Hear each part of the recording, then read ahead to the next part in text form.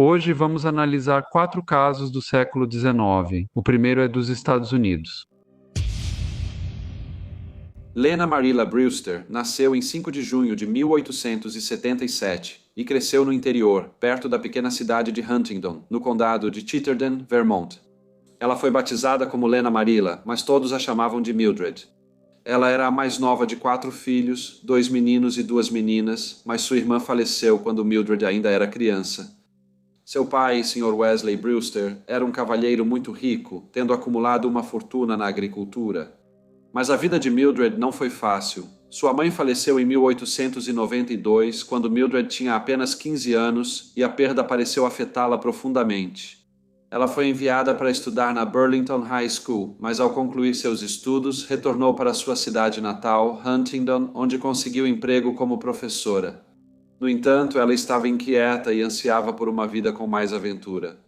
Determinada a buscar novos horizontes, ela foi para Montpelier, a capital de Vermont, onde conseguiu trabalho para a família do Sr. S.C. Shirtliff.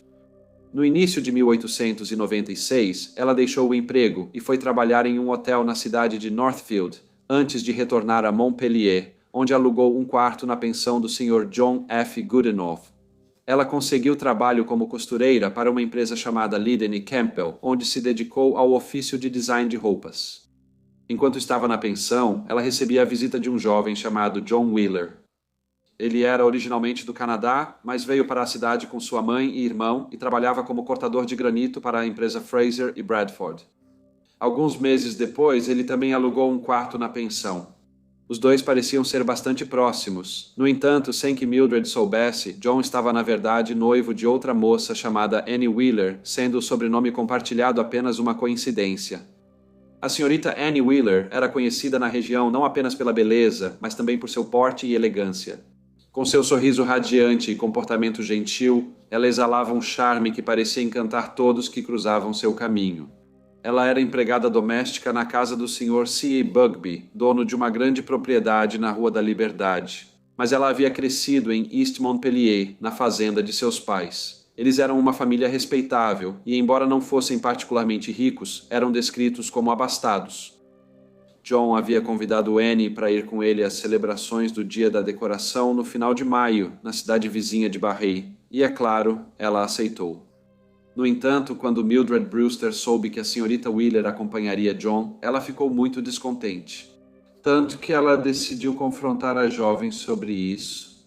No sábado, dia 29 de maio, ela foi diretamente à casa onde a senhorita Wheeler morava e exigiu que ela largasse John.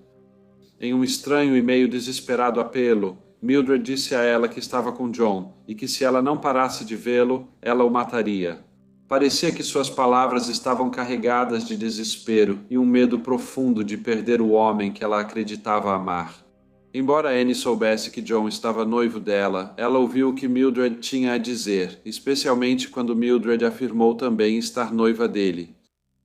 As duas jovens decidiram caminhar meia milha pela cidade até a pensão do Sr. Goodenough e confrontar o Sr. Wheeler. Elas caminharam lado a lado, compartilhando um guarda-chuva, a conversa carregada de uma tensão não dita. O caminho as levou pelas ruas da faculdade, passando pelo cemitério e em direção à pensão situada na Avenida Sibley. De repente, quando estavam muito perto do destino, Mildred sacou um revólver e, apontando-o diretamente para a cabeça de Annie, atirou, acertando-a logo abaixo da orelha. O som do tiro quebrou o silêncio do dia enquanto Annie caía no chão. Com Annie mortalmente ferida, Mildred então virou a arma contra si mesma e atirou, em um ato desesperado nascido da angústia e do desespero. Aqueles que testemunharam a tragédia se desenrolando rapidamente se reuniram no local, entre eles John Wheeler e seu irmão. As mulheres inconscientes foram levadas para a pensão do Sr. Goodenough antes da chegada da polícia e dos assistentes médicos. De lá, ambas foram transportadas para o Hospital Heaton. Os médicos tentaram bravamente salvar Annie, mas seus ferimentos eram graves demais e naquela mesma tarde ela faleceu. Mildred ainda estava viva, mas os médicos não sabiam se ela sobreviveria.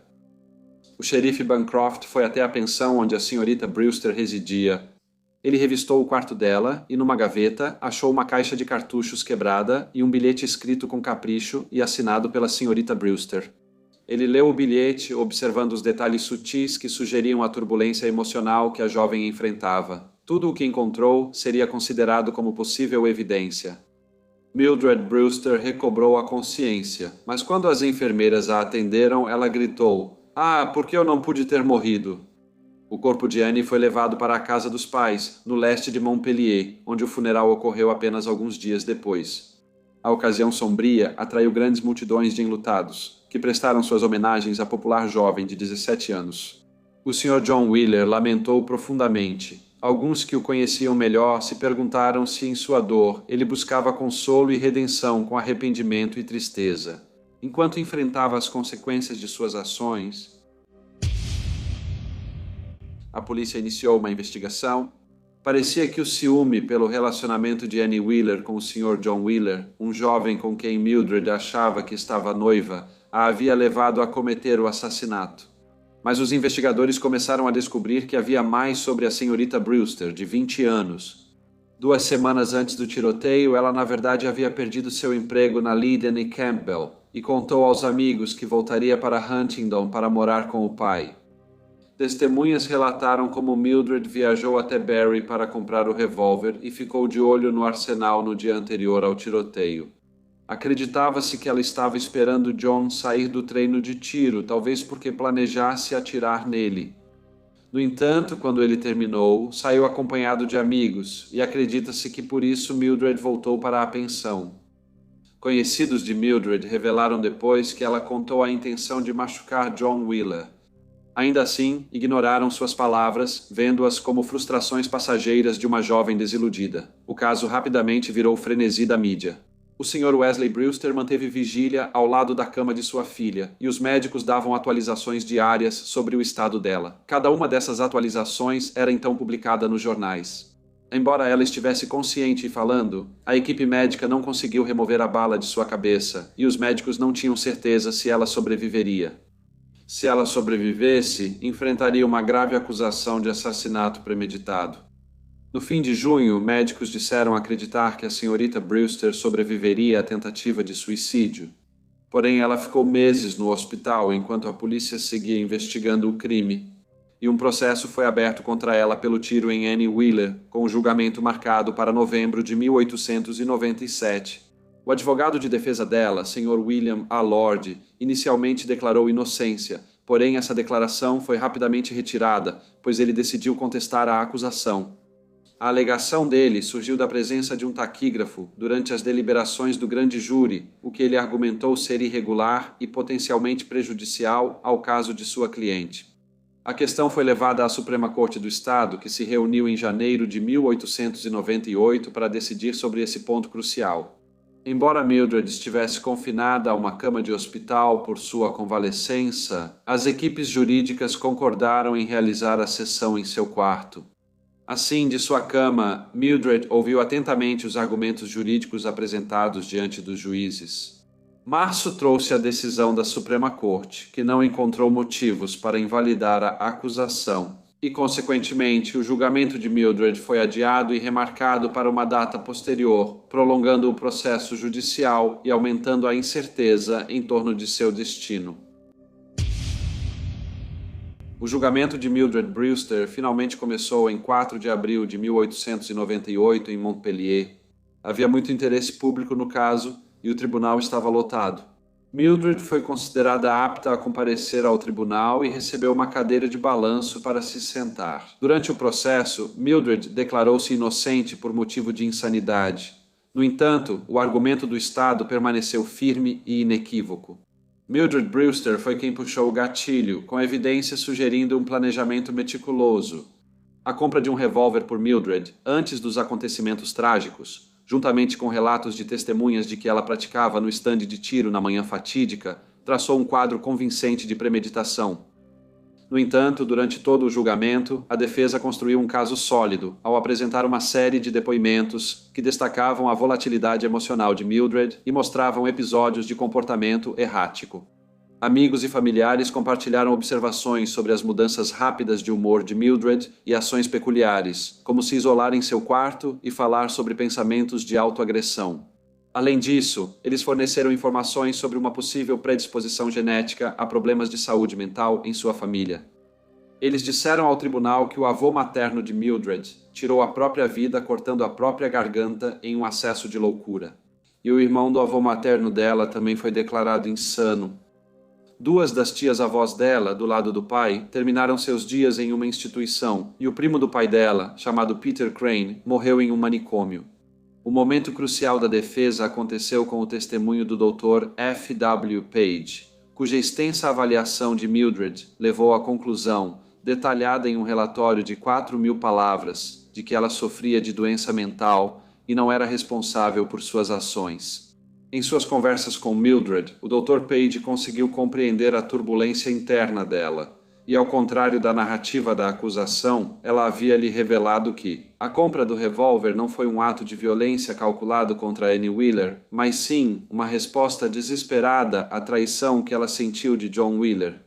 Ela contou como as promessas de amor e compromisso dele alimentaram suas esperanças de casamento, mas acabaram destruídas ao descobrir sua união iminente com outra mulher. Essa revelação das promessas quebradas dele a mergulhou em um profundo desespero, levando-a a contemplar medidas drásticas no auge da dor do coração partido. Essa teia de emoções destacou o impacto profundo das ações do jovem sobre o estado mental frágil de Mildred. Apesar de John Wheeler negar envolvimento romântico com Mildred, testemunhas sugeriram uma relação mais próxima. A senhora Goodenough, proprietária da pensão do réu, disse ao tribunal que Mildred tinha um quarto em sua pensão e que desde 1896 John Wheeler era um visitante frequente. Ela achava que ele visitava Mildred ao menos 3 vezes por semana. Ela acrescentou que sempre os via agindo de forma amorosa. No entanto, disse que depois que Mildred voltou de uma visita a Huntingdon, ela estava muito magra e pálida e ao tirar os lençóis da cama, percebeu uma grande mancha de sangue no colchão. Havia também um cheiro estranho no quarto.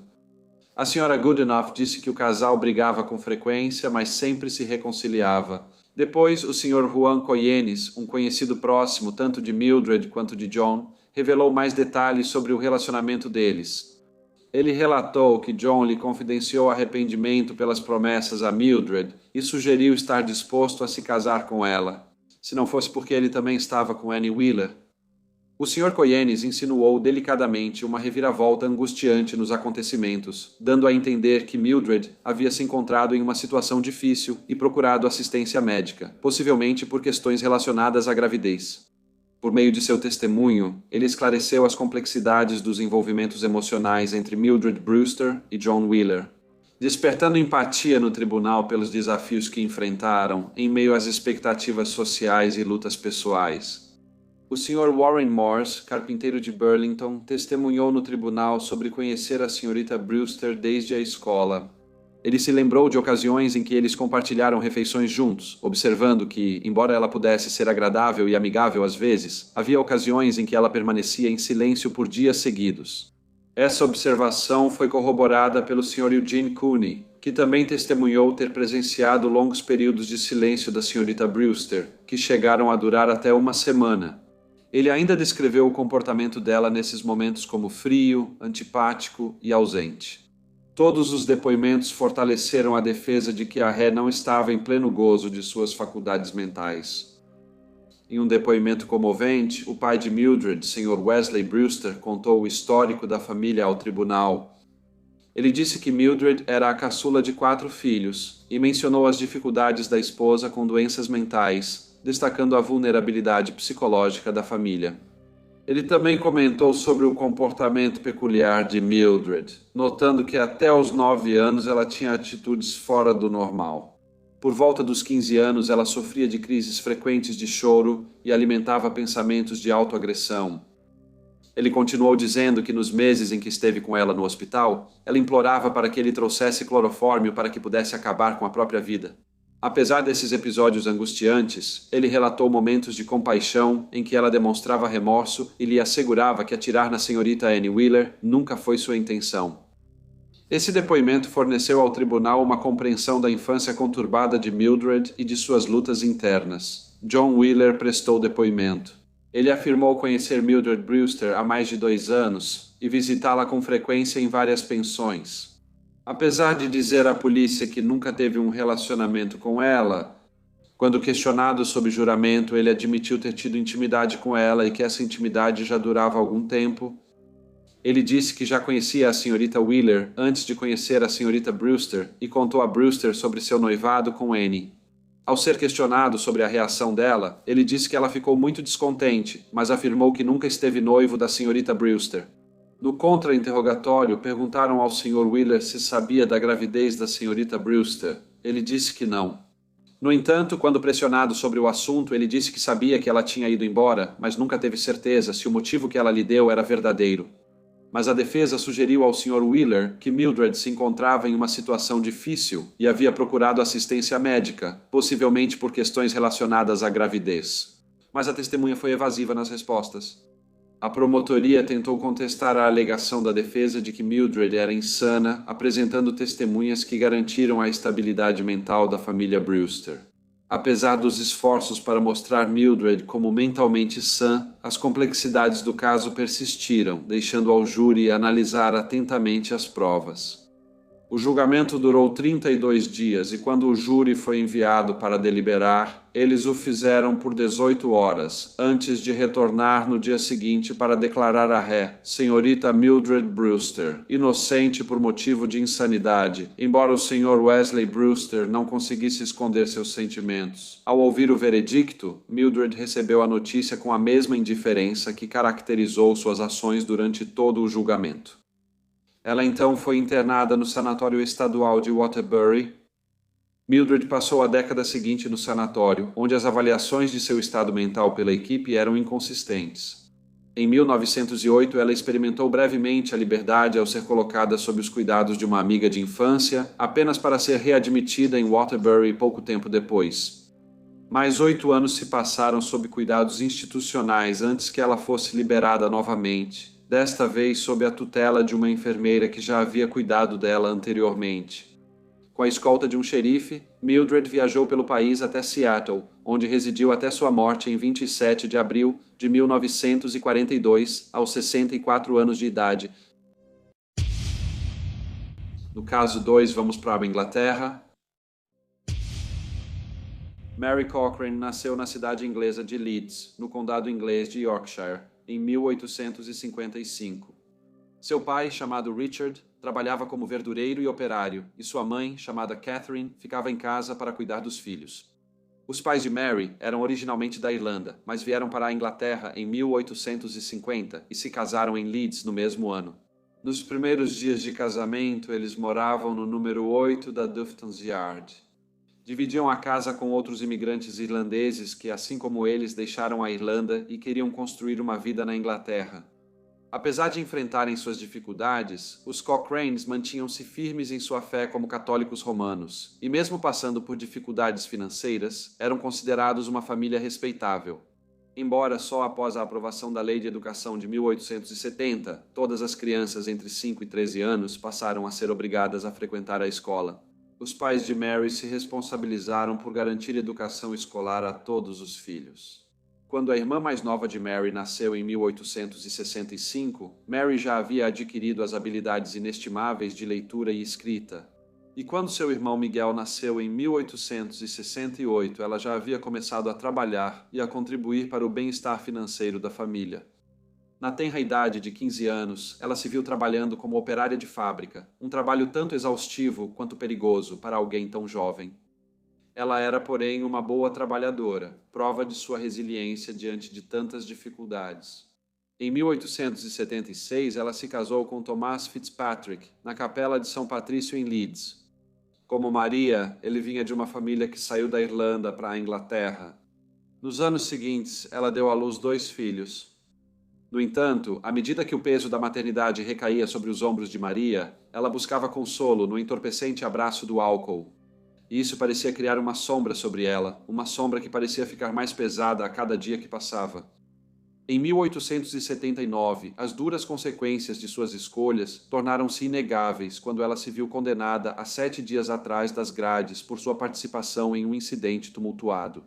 Os ecos dessa punição reverberariam nos anos seguintes, quando ela enfrentou sentenças adicionais, 4 meses de prisão pelo roubo de uma flanela e mais 2 por roubar lenços. À medida que o ano de 1880 se desenrolava, a vida de Maria começava outro capítulo de turbulência. Em junho, ela compareceu perante os tribunais do município de Dewsbury, acusada de obstruir uma calçada.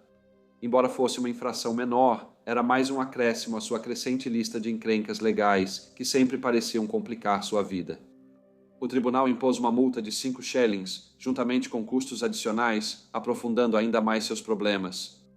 Em junho daquele ano, sob o pseudônimo de Maria Cochrane, ela estava novamente no tribunal, desta vez na cidade de York, ao enfrentar uma condenação por uma infração mais grave, roubo de um cachecol e um chapéu.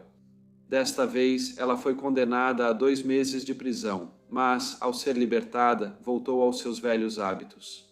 Ela foi descoberta na cena de um roubo e, embora tenha sido presa e acusada, desta vez não foi condenada. No entanto, isso marcou o início da supervisão policial. E em setembro de 1880, ela foi detida novamente, desta vez por ser considerada uma pessoa suspeita. Apesar de seus conflitos com a polícia, Maria conseguiu evitar a prisão por 1 ano ou mais. No entanto, a turbulência de sua vida havia afetado seu casamento e, em 1881, ele havia se desfeito completamente. Seu marido, Thomas, tendo se cansado do comportamento fora da lei dela, decidiu deixá-la e viajou pelo Oceano Atlântico para começar uma nova vida na América. Após isso, Maria continuou com sua rotina diária, demonstrando uma resiliência inabalável. Ela trabalhava e se entregava ao álcool o tempo todo, sentindo como se o olhar atento da lei estivesse sempre sobre ela. Ainda assim, ela conseguia habilidosamente evitar problemas ou escapar da captura, pois nos meses seguintes nunca foi presa. Terça-feira, 15 de agosto de 1882, foi o dia do Festival de Hunslet. Esse evento pitoresco era uma fonte de alegria simples e expectativa para toda a comunidade. As crianças se divertiam em atividades lúdicas, enquanto uma banda de metais enchia o ar com melodias alegres. Enquanto isso, para muitos, a ocasião servia de desculpa para frequentar os bares próximos e aproveitar um dia tranquilo. E como a maioria das pessoas em Hunslet, Maria participou das comemorações. O festival aconteceu em Penny Hill, e um jovem que também participou das festividades se chamava James Richardson, que foi acompanhado de um amigo chamado James Ramsden. Como era um dia de celebração e alegria, Jaime Richardson vestiu suas melhores roupas, incluindo seu relógio de prata, seu cordão e uma corrente de ouro. As horas passaram como as bebidas que eles consumiam, e quando o sol se pôs no horizonte, os efeitos da sua euforia ficaram evidentes. Os 2 homens estavam muito embriagados. Não se sabe ao certo em que momento Mary Fitzpatrick se juntou à festa, mas ela foi vista com Jaime Richardson. E quando o relógio se aproximava das 10h30 da noite, os 2 estavam do lado de fora do George IV Inn. Jaime estava com uma bebida na mão e parado no corredor mal iluminado, e Mary estava por perto. Quando ele saiu, ela o seguiu. Jaime, cambaleando e arrastando as palavras por causa do álcool, começou a se apoiar no braço de Mary. Eles caminharam pelas ruas da igreja, indo na direção do Hunslet Old Mill Dam. No sábado, 19 de agosto, uma descoberta sombria causou choque em Hunslet. O corpo sem vida de um jovem foi encontrado nas águas turvas do Old Mill Dam, ao longo do rio Erie. As autoridades levaram o corpo para o Wellington Inn, na esperança de que pudesse ser identificado em breve. Foi confirmado que o falecido era o Sr. Jaime Richardson, um homem local de 24 anos que trabalhava como fabricante de garrafas de vidro.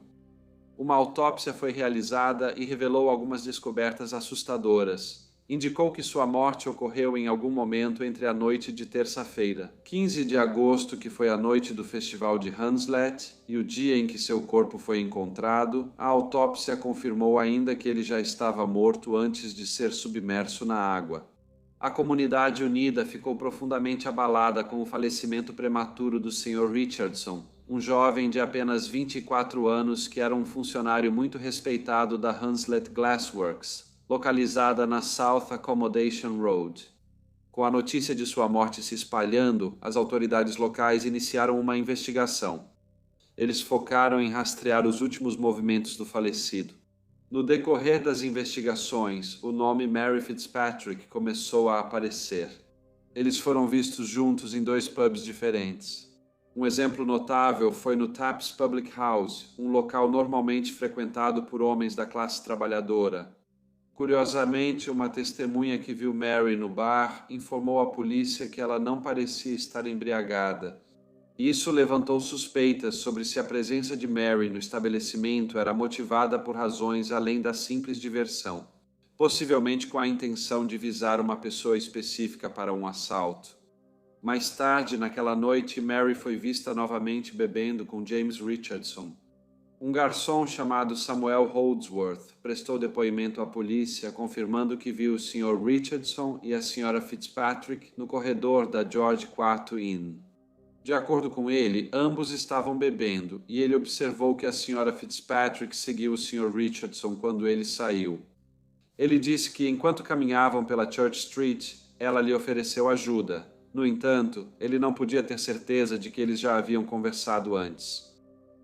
Em uma reviravolta peculiar, o irmão do falecido, Sr. William Richardson, relatou tê-lo visto às 11h30 da noite daquela mesma noite, na Baum Street, um local repleto de memórias de infância, por ser a rua onde moraram quando crianças. Esse foi o último avistamento do Sr. James Richardson, que nunca mais foi visto vivo. As autoridades rapidamente prenderam Mary. Suas passagens pela polícia estavam longe de serem comuns. Durante uma busca rápida em sua propriedade, eles encontraram um recibo de penhorista de Thornton, da Kirkgate em Leeds, datado de 19 de agosto, referente a um penhor de uma corrente de ouro. Curiosamente, ela usou o pseudônimo Mary Mochin e forneceu o endereço 4 Spring Street, alegando que o nome do marido era Sr. Thomas Mochin. Investigações adicionais revelaram que, em 21 de agosto, uma mulher não identificada havia penhorado o relógio e a corrente do homem falecido na mesma casa de penhores. Curiosamente, no dia seguinte, Mary voltou à casa de penhores, buscando fundos adicionais usando a corrente como garantia, explicando que seu marido foi detido e multado, então ela precisava de mais dinheiro. Mary, no entanto, afirmou que o Sr. Richardson havia lhe dado o relógio na noite do festival de Hunslet e insistiu que as circunstâncias em que adquiriu o relógio, o cordão e a corrente eram totalmente inocentes. William Richardson identificou positivamente os itens como sendo aqueles que pertenciam ao seu falecido irmão. Ele forneceu mais provas ao apresentar um manual que continha o número de série do relógio.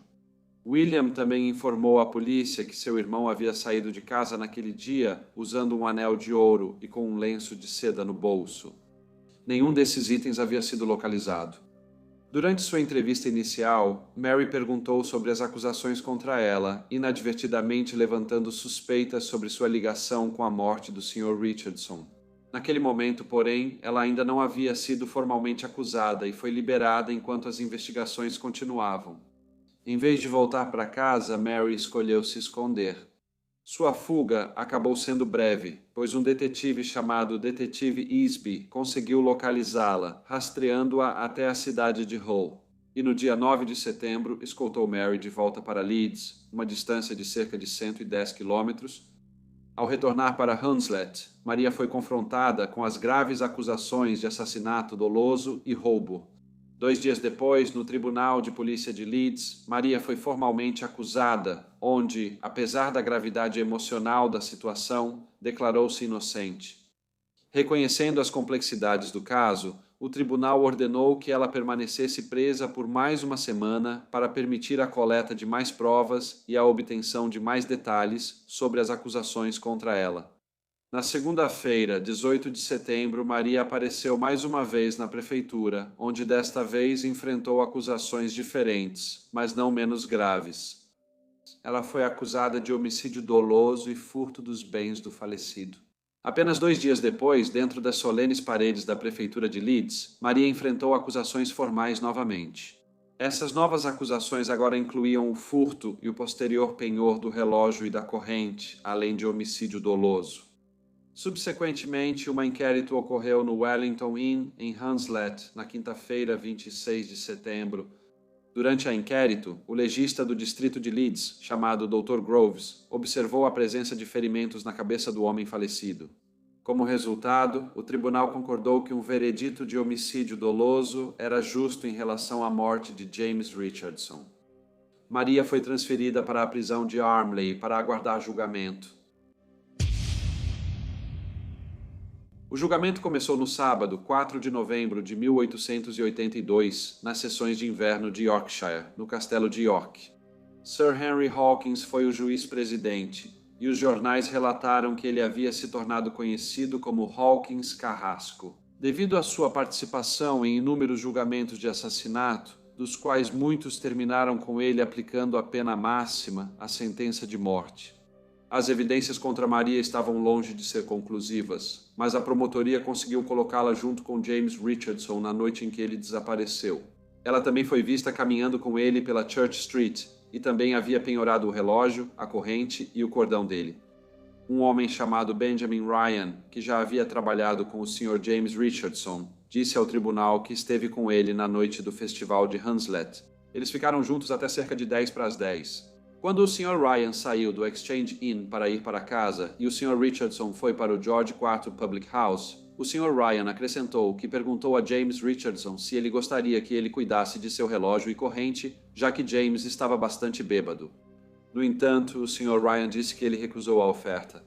Outra testemunha, o Sr. John Moon, gerente da casa de penhores, testemunhou que no dia 19 de agosto recebeu um penhor da ré por uma corrente de ouro.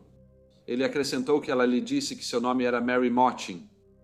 Ao final de um julgamento sensacional, o júri considerou a ré inocente de assassinato, mas a considerou culpada de roubar o Sr. James Richardson. Durante a sentença da Sra. Mary Fitzpatrick, o juiz Hawkins fez uma avaliação severa e grave de suas ações.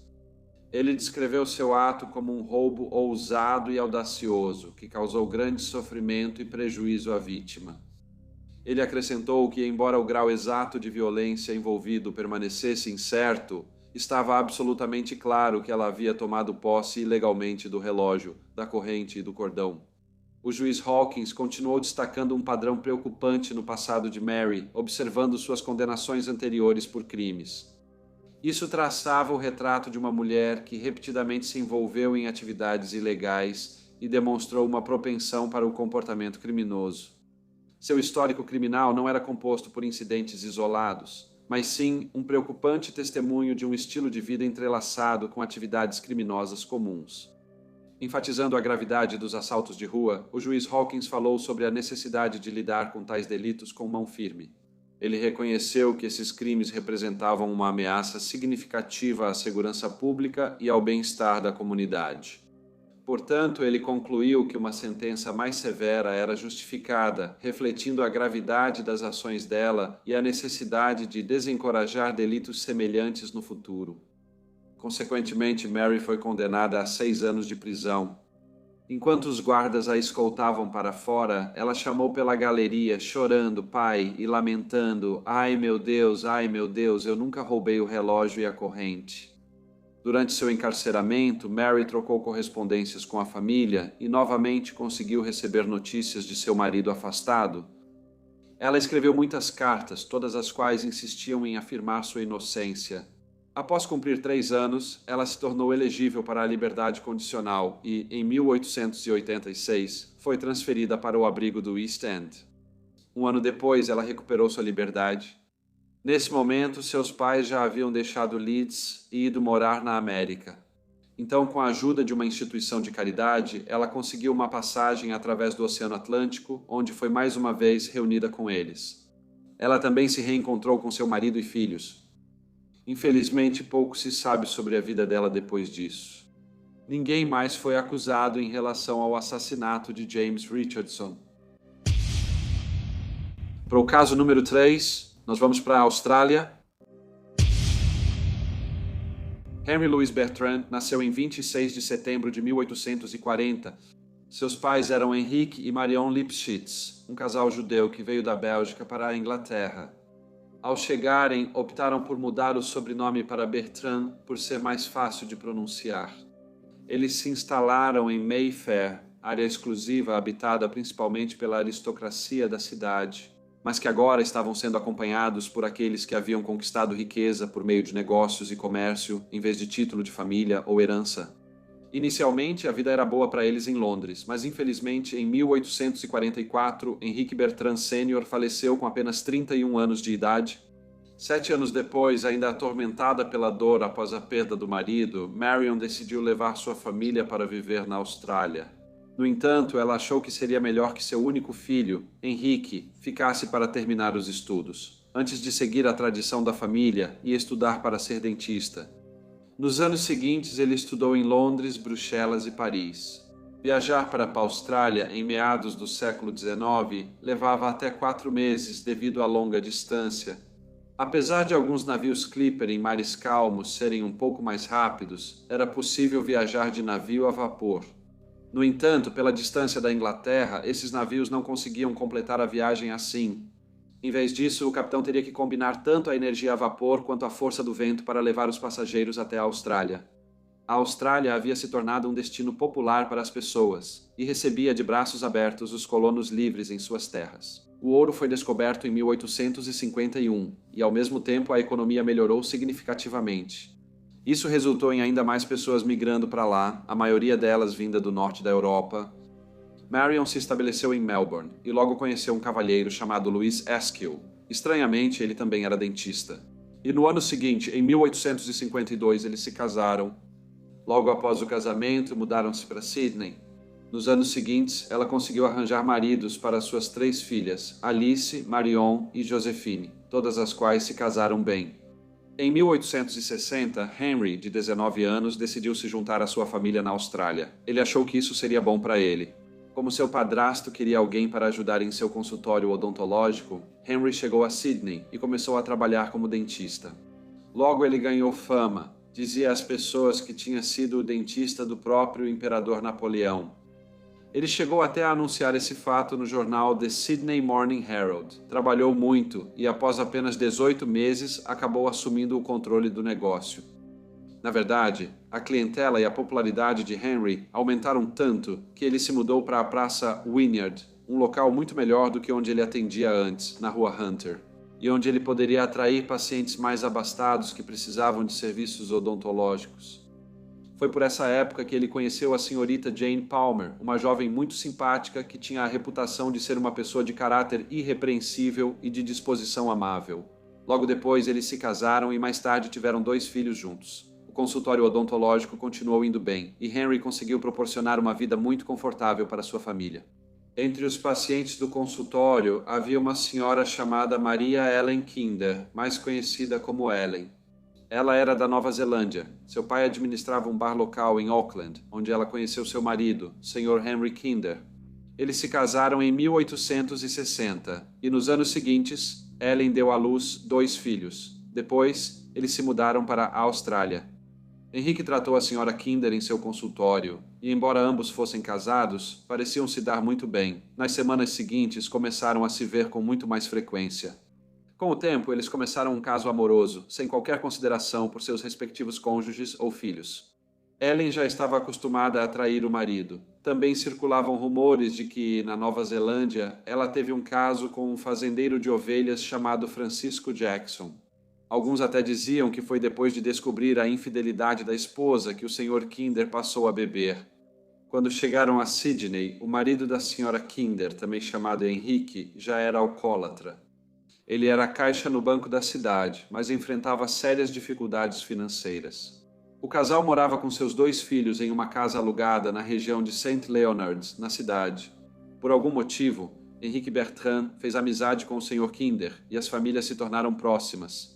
Eles se encontravam com frequência, o que ajudava a esconder o relacionamento entre Henrique e Ellen. Porém, Henrique ficou obcecado por Ellen, a tal ponto que ele não queria mais compartilhá-la com o marido dela. Ele planejava se divorciar da esposa para ficarem juntos, mas Ellen não podia se divorciar do marido, e era improvável que o Sr. Kinder o fizesse. Isso só aumentou sua frustração, e ele passou a agir de forma peculiar. Uma vez, obrigou sua assistente odontológica a remar com ele pelo porto após a meia-noite para espionar Ellen. Com o passar do tempo, a obsessão do Sr. Bertrand só se intensificou, e seu comportamento errático também aumentou. Seu assistente odontológico passou a se preocupar com a própria segurança após o Sr. Bertrand obrigá-lo a se vestir de mulher e acompanhá-lo para comprar uma pistola. Depois, passou a andar secretamente armado o tempo todo. Depois que conseguiu a pistola, Henrique comprou uma cabeça de carneiro para praticar tiro. As coisas tomaram um rumo misterioso quando o ex-amante da Sra. Kinder, um cavalheiro chamado Sr. Francis Jackson, viajou de Auckland para Sydney. Apesar de surpreso com a chegada do cavalheiro, Henry Bertrand achou que isso poderia ser vantajoso para ele. Ele achava que, se o Sr. Kinder soubesse dos planos do Sr. Jackson de reatar com sua esposa, ficaria tão ciumento que o mataria e acabaria enforcado por assassinato. E tanto o ex-amante quanto o marido de Ellen estariam mortos, então ele e Ellen estariam livres para viver juntos. No entanto, isso não ocorreu. Henry deu dinheiro ao Sr. Jackson e mandou-o voltar para Auckland. Jackson aceitou, mas não foi à Nova Zelândia. Em vez disso, ele viajou 160 quilômetros pela costa e ficou na cidade de Maitland. Nesse momento, Henry Bertrand já estava cada vez mais desesperado. Ele desejava tanto estar com Ellen, mas ela era casada e seria difícil para ele conseguir ficar com ela. Então ele bolou um plano perturbador para matar o Sr. Kinder e fazer parecer que o suicídio foi a causa da morte dele. No dia 2 de outubro de 1865, enquanto estava na casa dos Kinder, o Sr. Bertrand criou coragem para disparar um único tiro na cabeça do Sr. Kinder. Sua esposa, Jane, e sua amante Ellen estavam presentes. Para a surpresa do Sr. Bertrand, o tiro não matou o Sr. Kinder e apenas deixou o pobre homem ferido. Para tentar encobrir o ocorrido, o Sr. Bertrand cuidou do ferimento e chamou um médico. Um médico e um policial chegaram à casa para investigar o incidente. E Henry usou sua personalidade convincente para persuadi-los de que os problemas financeiros e o alcoolismo do Sr. Kinder haviam cobrado seu preço, e como resultado, ele havia tentado se matar. As autoridades sabiam de outros casos e achavam que era isso que havia ocorrido. E claro, a esposa do cavalheiro estava na casa, junto com o Sr. e a Sra. Henry Bertrand, sendo o Sr. Bertrand um dentista de Sydney com uma reputação distinta. Eles classificaram o incidente como uma tentativa de suicídio. Henry, porém, continuava longe de viver com Ellen. Sua tentativa de matar o Sr. Kinder falhou, mas agora ele teve outra ideia. Ele concluiu que ele e Ellen teriam que envenenar Henry Kinder. O Sr. Bertrand misturou belladonna, uma planta herbácea perene tóxica bastante conhecida, com outros venenos e adicionou a um copo de leite. Depois ele persuadiu Ellen a dar o veneno enquanto o marido dela ainda se recuperava do tiro. Desta vez, o plano foi bem sucedido e em 6 de outubro de 1865, o Sr. Henry Kinder morreu. O legista analisou a morte e, considerando as evidências limitadas e supostas tentativas anteriores de suicídio, concluiu que nada era suspeito. Ele escreveu na certidão de óbito que a causa da morte do Sr. Kinder foi suicídio. Imediatamente após a morte dele, Ellen e seus filhos se mudaram para a casa dos Bertrand, mas esse arranjo não durou muito, pois seus pais a convenceram a ir morar com eles. Em Bathurst, a cidade em Nova Gales do Sul, onde o ouro foi descoberto no início da década de 1850, o que desencadeou a corrida do ouro. A mãe de Ellen estava muito preocupada em salvar a reputação da filha, bem quando parecia que Henry escaparia impune desse crime horrível. Ele recebeu uma carta do Sr. Francis Jackson, o cavalheiro que havia tido um relacionamento impróprio com Ellen anos antes na Nova Zelândia. Ele não havia retornado a Auckland e tinha lido sobre a morte do Sr. Henry Kinder nos jornais. Na carta, o Sr. Jackson insinuou que sabia que Henry havia orquestrado o assassinato, e como resultado, ele exigiria um pagamento de 20 libras em troca. Quanto à troca pelo seu silêncio, Henry não lidou muito bem com a chantagem, e em vez disso levou a carta diretamente à polícia. Ele disse que um cavalheiro tentava chantageá-lo e destruir sua reputação. A carta era a única prova que a polícia precisava para prender o Sr. Jackson, que foi condenado a 12 meses de trabalhos forçados em seu julgamento. O caso chamou a atenção da imprensa e atraiu um interesse público significativo. Havia inconsistências óbvias, e após a prisão do Sr. Francis Jackson, houve pressão sobre a polícia para investigar mais a fundo exatamente como o Sr. Kinder havia morrido. Eles descobriram que o Sr. Henry Bertrand mantinha um diário secreto que continha detalhes sobre a morte do Sr. Kinder. Também foi descoberto que Henry se gabou para sua irmã, Sra. Harriet Kerr, por ter escapado impune de um assassinato. O assistente odontológico do Sr. Bertrand também apresentou várias evidências às autoridades. Ao descobrir tudo isso, a polícia foi levada a exumar o corpo e realizar uma autópsia. Durante esse procedimento, os patologistas encontraram veneno no estômago do Sr. Kinder. Isso então levou o Sr. Henry e a Sra. Jane Bertrand a serem acusados de assassinato e a Sra. Maria Ellen Kinder a ser acusada como cúmplice de assassinato. Quando as acusações oficiais foram feitas, a notícia do caso já havia se espalhado além de Sydney e estava sendo lida em jornais de toda a Austrália. O Sr. Bertrand estava sendo chamado de o dentista louco da Praça Wynyard. O julgamento começou em 14 de fevereiro de 1866 no Tribunal Criminal Central de Sydney. O caso contra as duas mulheres foi arquivado por falta de provas do envolvimento na morte do Sr. Kinder.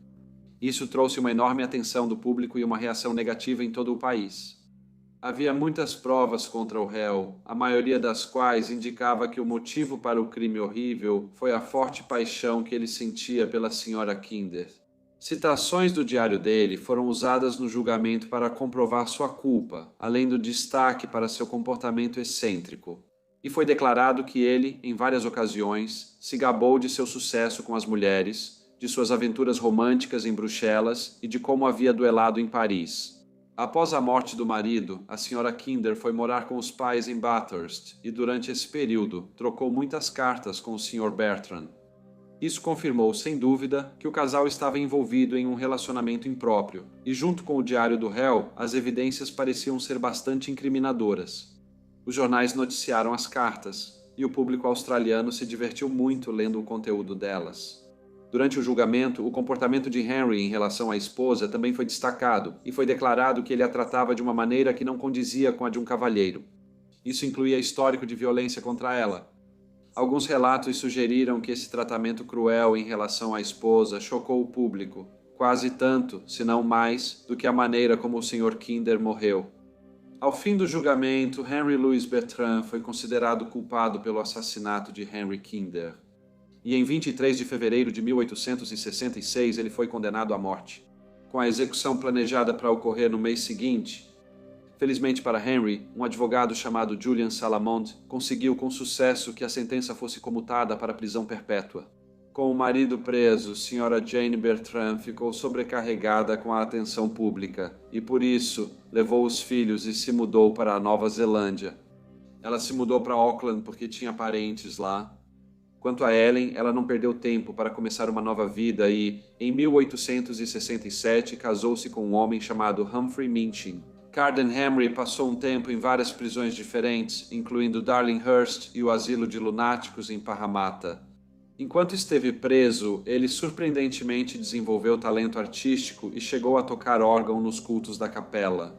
Após 29 anos de prisão, ele se tornou o prisioneiro que mais tempo ficou preso em Nova Gales do Sul.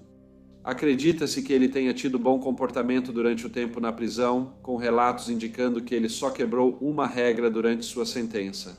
No dia 17 de junho de 1894, o sistema judiciário declarou que o Sr. Henry Bertrand não era mais uma ameaça para a sociedade. E como resultado, aos 53 anos de idade, ele era um homem livre. Na primeira noite livre, ele pôde ficar no Hotel Metropole, mas foi deportado no primeiro navio para a Inglaterra. Após sua libertação, ele não se reconciliou com sua família e manteve um perfil muito discreto pelo resto de sua vida. Embora tenha ido para a prisão como um homem popular e elegante, saiu de lá completamente diferente e de forma compreensível, com a reputação totalmente arruinada. Ele se estabeleceu em Londres, onde atuou como cirurgião e dentista sob o nome de Sr. Edward Henry Burton.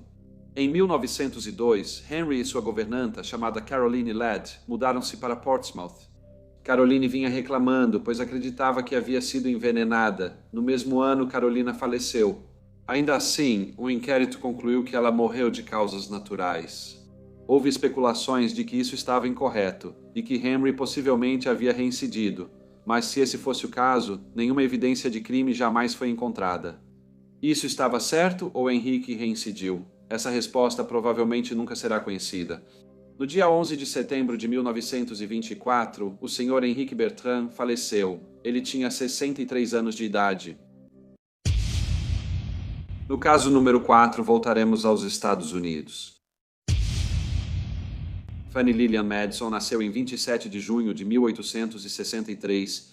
Ela era a mais velha de 8 filhos, nascida de Charles e Lucy Madison, casal trabalhador com uma fazenda de 100 acres no condado de King William, Virgínia. Embora seu nome fosse Fanny, todos sempre a chamavam pelo segundo nome, Lillian. Por ser a filha mais velha, esperava-se que ela ajudasse sua mãe com os irmãos mais novos. E mesmo ajudando o quanto podia, Lillian sempre parecia ter uma relação um tanto conturbada com os pais. O pai dela lutou pelo exército confederado na Guerra Civil Americana e era muito rigoroso com os filhos. Ele não era um cavalheiro rico e não parecia compartilhar da opinião da filha sobre a importância da educação. A Constituição da Virgínia de 1869 havia estabelecido um sistema estadual de escolas públicas gratuitas, mas a frequência não era obrigatória e não havia um currículo padrão em vigor. As escolas nas grandes cidades e vilas não pareciam funcionar da mesma forma que as escolas nas áreas mais rurais. A mãe de Lillian tinha uma tia chamada Dona Jane Tunstall, que morava em Little Plymouth. Combinou-se que Lillian ficaria com ela e iria à escola pública. Todos já sabiam que Lillian era uma criança inteligente, e suas conquistas na escola local só haviam confirmado isso. Dona Tunstall era uma senhora solitária. Ela era viúva, pois seu marido, Samuel, havia falecido em 1876. Ela gostava de ter a companhia de sua sobrinha neta. Após Lillian estudar um tempo em escola pública, Sra. Tunstall decidiu pagar para que ela frequentasse a Academia Burlington. Aqui Lillian novamente mostrou ser uma aluna excepcional. Então, no ano seguinte, Sra. Tunstall disse à mãe de Lillian, Dona Lucia Madison, que gostaria de pagar para que Lillian continuasse seus estudos na academia. No entanto, o marido de Sra. Madison, Sr. Carlos Madison, disse que não achava isso necessário. Ele achava que Lillian devia voltar para casa para ajudar os irmãos mais novos e na fazenda. Lillian realmente voltou, mas o relacionamento entre ela e seus pais começou a se deteriorar ainda mais. As coisas pioraram quando seu pai a proibiu de escrever para sua tia-avó, Dona Jane Tunstall. Logo após seu 21º aniversário, Lillian deixou a casa de seus pais e foi morar na casa de seu tio, um cavalheiro chamado Sr. John Walker, que residia no condado de Bath, Virgínia. Mais tarde, ela assumiu o cargo de governanta na casa de uma senhora chamada Sra. Dixon. No entanto, isso só causou mais tensão entre ela, seus pais e sua família estendida. Tanto que seu pai escreveu para seu cunhado, Sr. John Walker, expressando seu descontentamento por ele ter oferecido acomodação a Lillian, pois acreditava que ele e sua esposa sabiam o que era melhor para sua filha. Lillian continuou trabalhando, gostava de socializar e sempre estava atenta às suas responsabilidades. Afinal, ela era uma governanta e era considerada uma jovem respeitável. Mas Fanny Lillian Madison escondia um segredo sombrio. No início da manhã de sábado, 14 de março de 1885, um cavalheiro chamado Sr. Lisandro, Rose, que trabalhava como zelador no reservatório Marshall em Richmond, estava cumprindo suas tarefas habituais. Quando viu um cadarço quebrado e uma luva vermelha de mulher, ele olhou ao redor e se perguntou se encontraria mais alguma coisa. Ele olhou através do reservatório e pôde ver algo flutuando na água. Parecia o vestido de uma mulher. Ele chamou ajuda e, junto com alguns operários, puxou aquilo para fora. Mas não era apenas um vestido, era o corpo de uma jovem, e todos podiam ver que ela estava grávida de muitos meses. Eles viram hematomas no rosto dela e avisaram as autoridades. O legista examinou o corpo e logo concluiu que a jovem se afogou. Ele percebeu que ela não estava usando aliança e, embora houvesse um pequeno rasgo na manga do vestido, não havia sinais reais de luta. Ele pensou que ela devia ser uma jovem solteira que iria envergonhar a si mesma e a família ao dar à luz um bebê fora do casamento. Então, em vez disso, tirou a própria vida. Ele concluiu que a causa da morte foi suicídio, mas quem era a jovem encontrada no reservatório? A polícia decidiu expor o corpo. Eles achavam que alguém conseguiria identificar o corpo. Eles a deixaram na capela do asilo e logo se espalhou por Richmond que uma jovem havia se afogado há pouco no reservatório. Muitas pessoas no final do século XIX tinham uma fascinação mórbida pela morte. Alguns até buscavam o macabro como forma de entretenimento. Por isso, milhares foram à capela. Alguns preocupados com parentes desaparecidos, outros só para ver o cadáver. O corpo foi identificado como sendo de duas jovens diferentes. A polícia investigou os últimos paradeiros conhecidos delas, mas logo depois, ambas apareceram. Embora um pouco envergonhadas, nenhuma das jovens passou por grande sofrimento. Só 3 dias depois, em 17 de março, uma senhora se apresentou e identificou a pobre jovem falecida que estava na capela. Era sua prima, senhorita Fanny Lillian Madison. A polícia investigou seu passado e descobriu que ela tinha má relação com os pais e era governanta. Eles também descobriram que dias antes de seu corpo ser achado no reservatório, ela esteve no hotel americano em Richmond, onde fez uma reserva. Sob o nome de senhorita Fanny Merton, a polícia achou que as circunstâncias envolvendo a morte da jovem Fanny Lillian Madison eram bastante misteriosas. E quanto mais investigavam, mais começaram a acreditar que algo mais sinistro havia acontecido com ela. À medida que a investigação policial continuava, o legista então mudou a causa da morte de suicídio para assassinato. Os jornais noticiaram a história da jovem retirada do reservatório e colocada na capela para que alguém a identificasse. Mas eles mal sabiam da história escandalosa que estava prestes a acontecer quando a polícia prendeu um jovem cavalheiro chamado Thomas Judson Claverius, que era, na verdade, primo de Fanny Lily Madison. Thomas era 2 anos mais velho que Lillian, tendo nascido em 10 de agosto de 1861. Sua criação não foi muito diferente da dela. Ele também cresceu em uma fazenda como um dos 3 meninos, embora um irmão tenha morrido na infância. Seus pais, porém, valorizaram uma boa educação. Quando Thomas era jovem, ele e seu irmão mais velho, William, foram ensinados pela tia, Dona Martha Walker. Mais tarde, no entanto, a tia-avó de Thomas, Dona Jane Tunstall, propôs pagar para que Thomas e William fossem para a escola e, é claro, os pais de Thomas aceitaram sua oferta generosa. Thomas acabou sendo enviado para um internato chamado Academia de Aberdeen, antes de estudar Direito na Faculdade de Richmond, de onde se formou em 1882. Ao concluir os estudos, ele retornou a Little Plymouth, abriu um escritório de advocacia e ajudava na escola dominical da Igreja Batista. Ele era gentil e atencioso, e as pessoas o consideravam um membro respeitável da comunidade local. Porém, a polícia parecia reunir muitas evidências contra Thomas Claverius. Eles descobriram que ele havia ficado na casa de seu tio, Sr. Thomas Walker, em várias ocasiões durante os meses de julho e agosto de 1884. Na mesma época, sua prima Fanny Lillian Madison também morava lá, e testemunhas disseram que eles pareciam se gostar muito. Isso foi surpreendente, pois além de serem primos, o Sr. Thomas Claverius estava noivo de uma jovem chamada Senhorita Nolly Bray. A polícia também descobriu que, no dia 5 de janeiro de 1885, o casal havia reservado quartos separados em um hotel local em Richmond. A empregada lembrava da senhorita Lillian Madison porque, ao arrumar seu quarto, viu que a cama estava intacta e sem uso. Testemunhas também se apresentaram e disseram à polícia que viram o Sr. Thomas Claverius junto com a senhorita Fanny Lillian Madison na sexta-feira, 13 de março. Uma delas se chamava Dr. Thomas. Stratton disse que, apesar de não conhecer as pessoas citadas, um homem parecido com o Sr. Claverius lhe pediu informações sobre o caminho para o reservatório. O Dr. Stratton acrescentou que, na verdade, não viu direito a jovem, mas se lembrava que ela era bem pequena e estava com a gravidez bem avançada. Fanny Lillian Madison tinha 1,50 m de altura.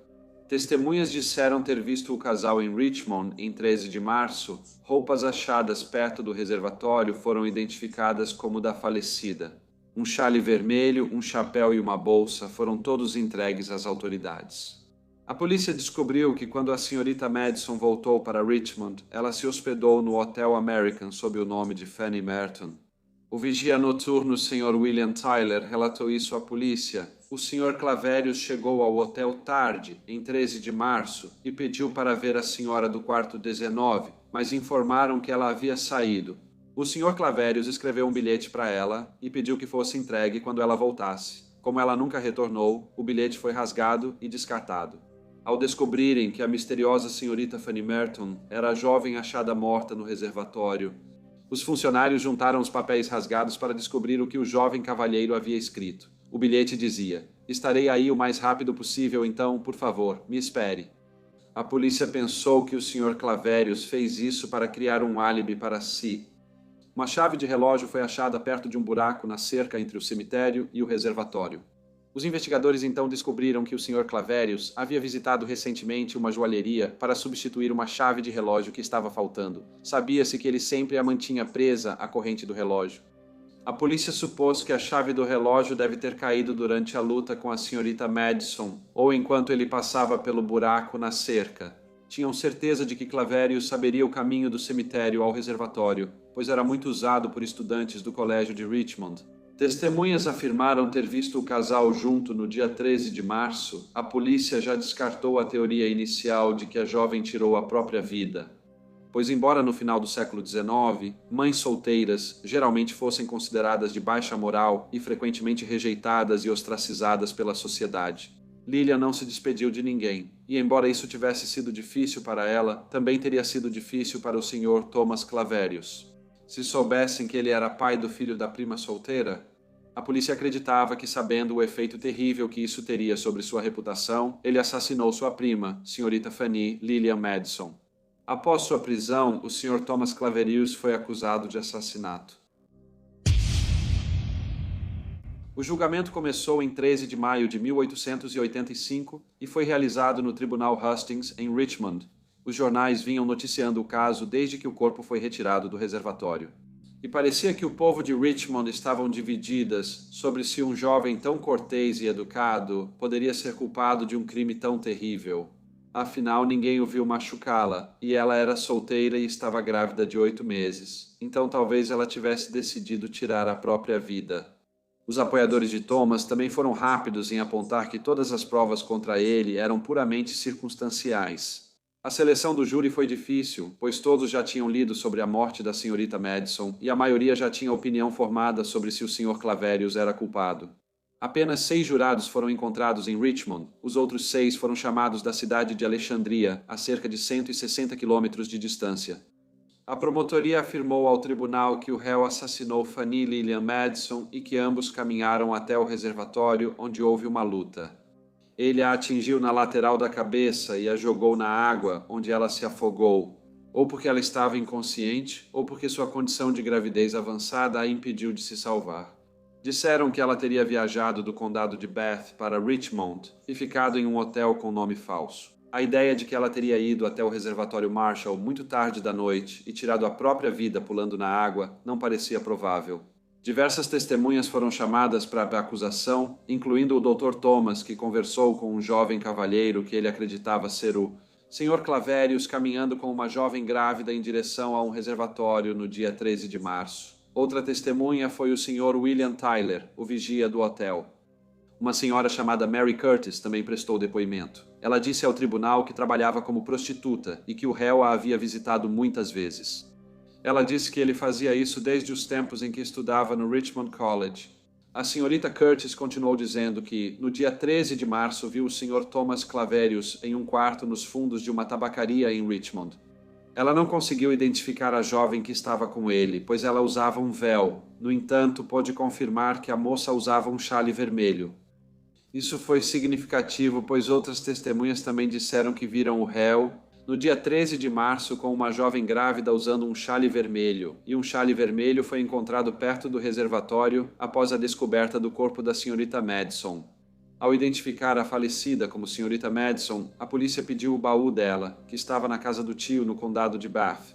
Um dos itens encontrados dentro era um poema que, segundo a acusação, havia sido escrito pelo Sr. Thomas Claverius. O poema era aparentemente tão obsceno que os jornais se recusaram a publicá-lo, apesar de peritos em caligrafia confirmarem que havia sido escrito pelo réu. Thomas negou que tivesse escrito o poema, afirmando que nunca o tinha visto ou ouvido falar dele até o início do julgamento. A chave do relógio foi apresentada. Um joalheiro declarou ao tribunal que no ano anterior consertou uma chave de relógio para o réu e acreditava ser a mesma encontrada perto do reservatório. Outras testemunhas, incluindo amigos e colegas, também testemunharam que a chave do relógio era idêntica à chave do relógio que pertencia a Thomas Claverius. A família de Thomas contratou advogados de defesa renomados que questionaram o estado mental da senhorita Madison na época da morte dela. A senhora Jane Tunstall disse ao tribunal que sua sobrinha neta havia lhe escrito em muitas ocasiões. As cartas foram mostradas ao júri, mas nenhuma tinha grande importância. Quando a defesa perguntou à senhora Tunstall se Madison já havia escrito sugerindo tirar a própria vida, ela respondeu que sim. A senhora Tunstall afirmou ao tribunal que a chave de relógio achada perto do reservatório não era do seu sobrinho e mostrou a chave que havia dado a Thomas. Muitos meses antes da morte da senhorita Madison, William Claverius também foi questionado sobre a chave de relógio e insistiu que a encontrada não pertencia ao seu irmão. Ele também afirmou ao tribunal que no dia do crime, Thomas cuidava de negócios da família em Richmond. Algumas testemunhas disseram que a pessoa que viram com a senhora pequena e visivelmente grávida tinha um bigode, mas todas as testemunhas que puderam identificar Thomas positivamente naquele dia disseram que ele estava barbeado. Um funcionário do hotel disse ao tribunal que viu a senhorita Madison com 2 homens, um bem mais velho e outro da idade dela. Mas ele não podia afirmar com certeza se o cavalheiro mais jovem era o réu. A polícia, no entanto, nunca conseguiu identificar o cavalheiro mais velho. Outras testemunhas relataram o bom caráter do réu e sua vida sem culpa. Um deles disse: "Eu o considero, senhores do júri, como um dos jovens mais corretos, íntegros e cristãos de todo o meu convívio." Apesar de não tentar manchar a reputação da falecida, a defesa citou que ela conhecia outros homens, um dos quais poderia ser o pai de seu filho. Eles comentaram sobre o relacionamento difícil com o pai dela e de como ele a agredia. Amigos da senhorita Madison contaram que ela mencionou tirar a própria vida. Um condutor de trem recordou que a senhorita Madison disse ao embarcar que esperava que o trem descarrilasse. Mas Evance insistiu que esse não era o comportamento de uma pessoa em pleno juízo. Todos os dias, o tribunal estava lotado e parecia que todos os espectadores já tinham decidido que o Sr. Thomas Claverius era culpado. Thomas não pôde testemunhar em sua defesa porque, na época, a Virgínia não permitia que o acusado fosse ao banco das testemunhas. O julgamento terminou no dia 4 de junho e o júri foi enviado para deliberar. Eles retornaram apenas 40 minutos depois para considerar o réu, Thomas Judson Claverius, culpado pelo assassinato de sua prima, senhorita Fanny Lillian Madison, e o juiz o sentenciou à morte. Embora o julgamento tenha durado 1 mês, os moradores de Richmond ainda pareciam divididos sobre se Thomas realmente cometeu esse crime terrível. Alguns acreditavam que outra pessoa era culpada, outros que a jovem havia tirado a própria vida. O caso foi levado ao Supremo Tribunal da Virgínia, porém, o veredito foi mantido. Após isso, uma petição pedindo clemência foi enviada ao governador do estado, mas ele se recusou a comutar a sentença, embora tenha adiado as datas da execução. Enquanto estava preso, pessoas próximas a Thomas disseram que ele deveria confessar se fosse culpado, mas ele seguia afirmando ser inocente. Durante o julgamento, Thomas não conseguiu apresentar um álibi convincente, mas à medida que a data de sua execução se aproximava, ele afirmou que estava na companhia de uma jovem. Quando perguntaram quem era ela, ele disse que a honra o impedia de identificá-la ou expô-la à vergonha pública apenas para salvar sua vida. No dia 14 de janeiro de 1887, Thomas Judson Claverius foi enforcado. Durante seu tempo na prisão, Thomas escreveu um livro intitulado Claverius, Minha Vida, Julgamento e Condenação. O livro era sobre sua vida e depois abordava sua prisão e julgamento. No livro, ele mantinha sua convicção de que sua prima havia tirado a própria vida. A senhorita Fanny Lillian Madison foi enterrada no cemitério Oakwood, em Richmond. Seu filho não nascido, que foi retirado durante a autópsia, foi colocado no caixão ao lado dela. Olá a todos, muito obrigado por ouvirem, especialmente se chegaram até o final. Por favor, deixem qualquer comentário ou sugestão que vocês tenham e espero ver todos vocês novamente no próximo Briefcase.